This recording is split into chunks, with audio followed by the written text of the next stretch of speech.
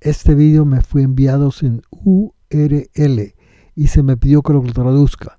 Ya que por ahora estoy un poco ocupado, lo hice rápidamente con el traductor AI, traductor de inteligencia artificial de Filmora versión 14. Todavía es la traducción de una máquina, pero muy buena y la pueden disfrutar.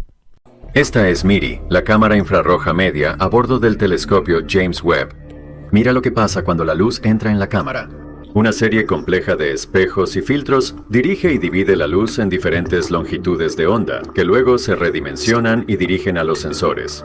Con esta cámara podemos ver estrellas y galaxias extremadamente distantes que no son visibles a simple vista.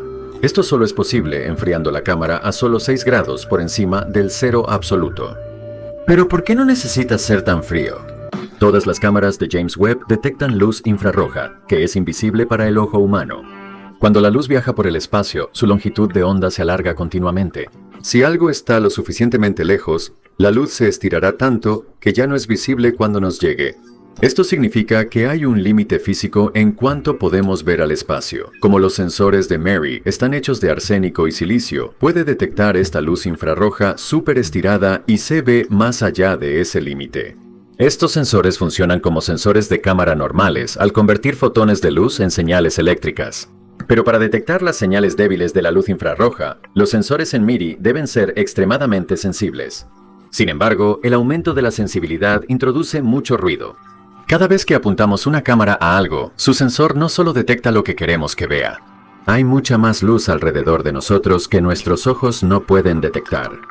Esto puede hacer que los píxeles del sensor registren niveles aleatorios de luz, creando ruido en la imagen. Si lo que estás mirando tiene una señal lo suficientemente fuerte, se destacará más en comparación con el ruido. Sin embargo, si lo que intentas imagen es débil, como la luz infrarroja de una galaxia, tendrás que aumentar la sensibilidad del sensor, lo que a su vez aumentará drásticamente el ruido. Como la web está detectando luz infrarroja, el problema se empeora aún más. Cada objeto en el universo emite energía en forma de luz. Muchos objetos no son lo suficientemente calientes para emitir luz visible, pero emiten mucha luz infrarroja. Debido a esto, James Webb emitía tanta luz infrarroja que sus sensores se marronarían completamente, y así que para limitar la cantidad de luz infrarroja producida por el telescopio, sus cámaras deben mantenerse a una temperatura de 234 para que MIRI operara a 267. Está ubicado detrás del masivo protector solar de 5 capas. Esto solo refleja tanto calor y enfría las cámaras de la web a alrededor de 234 grados. Pero como MIRI es mucho más sensible que las otras cámaras, enfrenta un problema aún más grande, la corriente oscura. Aquí es donde los átomos dentro del sensor en sí vibran y registra erróneamente un fotón de luz, creando más ruido.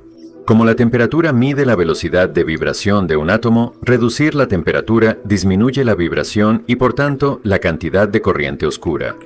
Incluso a 234 grados. La vibración de estos átomos sería demasiado para el sensor de MIRI y por lo tanto tienen que ser enfriados hasta 267, solo 6 grados por encima del cero absoluto. Pero ¿cómo llevó NASA estos sensores hasta 267? El proceso de enfriamiento empieza aquí en la parte inferior del telescopio con un dispositivo llamado tubo de pulso.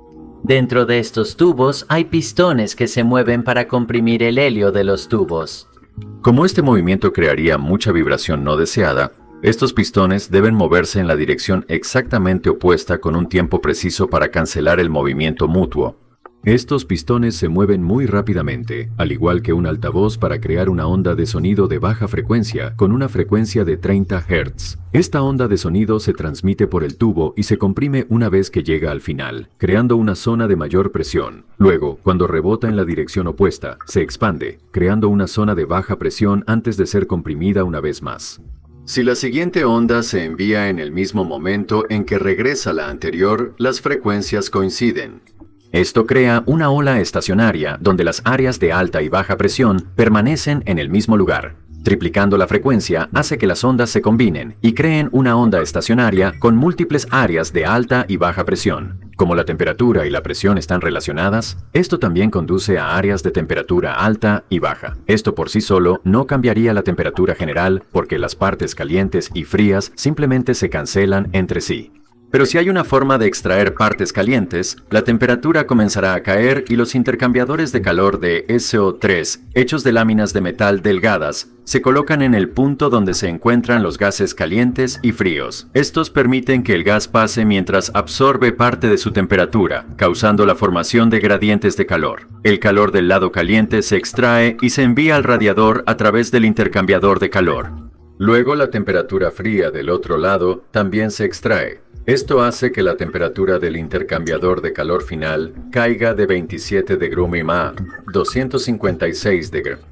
Pero ¿cómo se usa esto para enfriar los sensores? Ubicado al extremo opuesto del telescopio, al lado del tubo de pulsos, está otro conjunto de pistones que comprimen el helio en una línea completamente separada de tubos. Esta línea atraviesa las partes frías de los tubos de pulsos, y los intercambiadores de calor enfrían el helio a 256 de Grumman. Sin embargo, el helio sigue sin ser lo suficientemente frío. Desde allí, el helio realiza un largo viaje, gigando su camino a través de 10 metros de tubería delgada hasta llegar al conjunto de cabeza fría.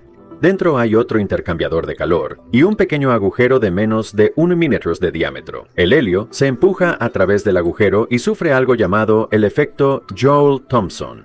Mientras el gas pasa por el agujero, se comprime antes de expandirse rápidamente al otro lado. Esta rápida expansión hace que la presión caiga y enfriará el gas muy rápidamente. En James Webb, esto enfriará el helio hasta solo 267 teras. Desde este punto, el helio fluye sobre las placas de cobre unidas a los sensores de MIRI, enfriándolos a la temperatura adecuada. Después de eso, el helio ha hecho su trabajo y fluye de nuevo hacia abajo el telescopio, donde todo el proceso comienza de nuevo.